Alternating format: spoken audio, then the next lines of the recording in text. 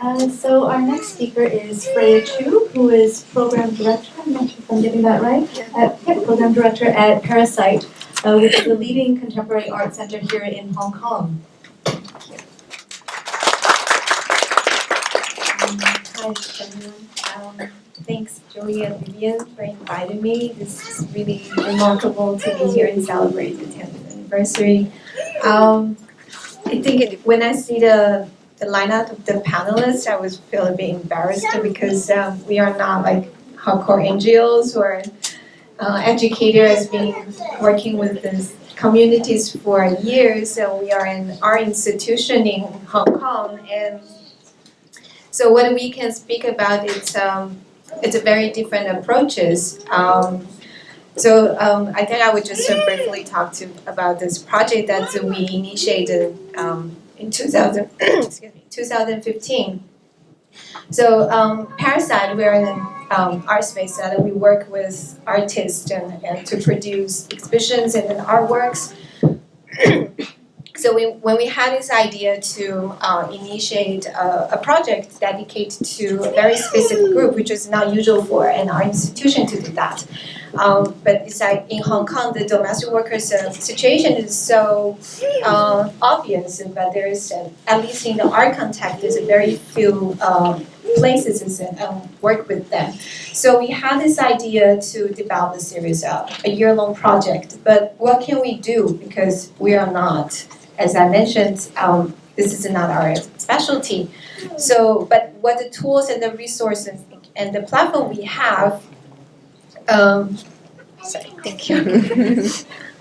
So we're looking at the resources and the platform we have and think about the best solution is to seek for the experts, people like Vivians and all these educators. So this project starts with 3 different stages.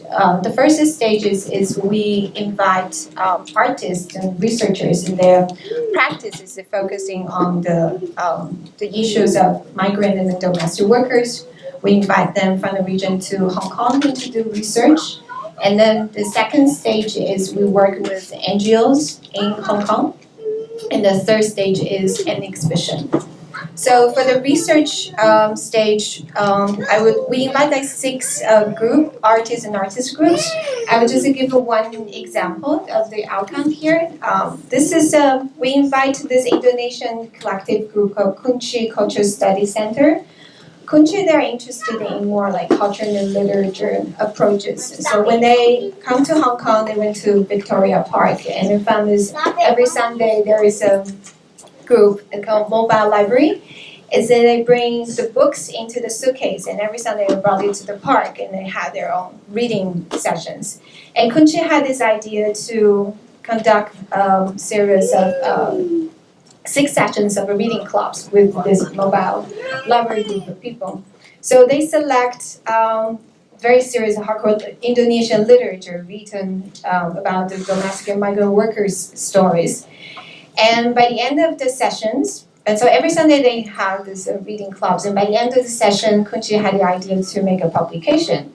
And we think, why don't we expand it, also include Philippines literatures and also Chinese literature, and distribute among the community. So within a very, very short period of time, we gathered everybody's knowledge and the suggestions. We gathered 41 poetries, short fictions, and excerpts from the plays. All the stories are written by and for the domestic worker and migrant workers. And we translate it into 4 different languages, English, Chinese, Indonesian Bahasa, and the original text is in Tagalog was also included. And this is one of the outcomes that we feel like in our institution that we can do is because it's we produce this book, which is not like an exhibition per se, but it has more longer impact and sustainability that we felt. This is one thing that we can do. I'll pass around if you guys are interested. And then the second phase is we work with NGOs. And so in 2015, in June, because we have no idea what's people out there, so we had these big gatherings that we invite I think it was about 40 different organizations representative come to Parasite and have this big meeting and basically to listen to what everybody needs, so what we can do, and it's like a mingling and networking, and that's when we met Vivian. Oh, by the way, it's we're gonna do a public screening for this workshops at the Parasite in May. So the event will announce it shortly. So at that meeting, after that meeting, we are so confused because everybody has their different needs, and there are many local politics as we feel that's in the Indonesian communities and the Philippine communities, and we feel that's too much for us to handle. So instead, we just seek for individual collaborations. And so this organization, Sensational, they're based in London and Hong Kong. They contact us saying they are interested in doing a year-long photography workshops. So what they do is they teach ladies and girls how to take photos, and they help them sell their works. So they had this idea to do a photo workshop academy. So, and at that time, my mission as education public programs at Parasite, my mission is how we can bring more people to our spaces to see art. But this is so intimidating for not just the general public or for even any community. I cannot ask them to come to 22nd floor in the industrial building to look at art out there. How am I gonna, grab people on the street to come? So working with Sensational is just one way that I wish that the domestic workers, this community people just come to our space. They don't need to know exactly what art is, or at least they just come and see the work. So what we collaborate with Sensational is we will provide the space, they will do the workshops, but they will use whatever existed at Parasite at that time, the artwork, as teaching materials. Whatever aspect they think would be useful. The girls can take photos at our space, or they can listen to the story from the artist. So it's just it's a win-win situation for both of us. That for people to appreciate more about art, but also make them feel that they are the artist, together with whatever is exhibits in our space. And so the third stage is also, so with Sensational, we developed a series of a workshop, which is very successful, and the girls joined the reading clubs and also participate in our photography workshops. So we kind of bonded a lot of Parasite friends and from the Indonesian and Filipino communities at that time. And the third stage, sort of the peak of this long project, is the exhibition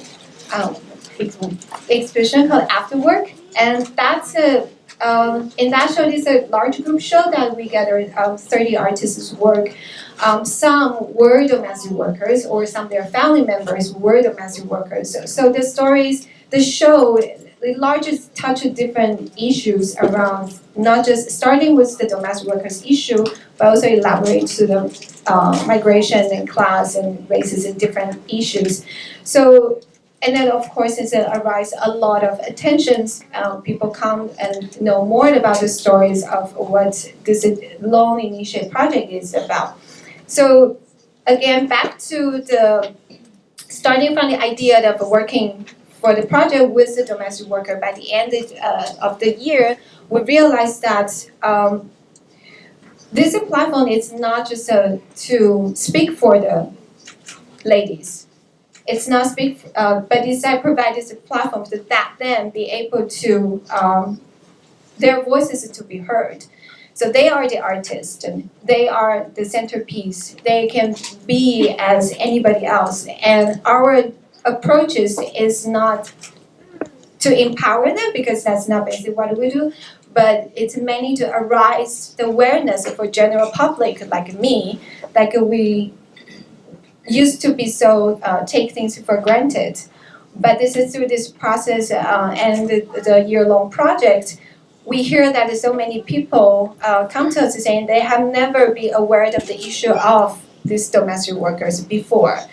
they have never realized that some of the Hong Kong, I think most of the Hong Kong people grew up with helpers, but they never really take their issues seriously. And the mass media, because of the exhibitions and the projects Parasite is doing, has more media exposures for that. So I think for Parasite's approaches, we kind of touch at the completely different audiences, that the audiences like us, me, for example. Thank you.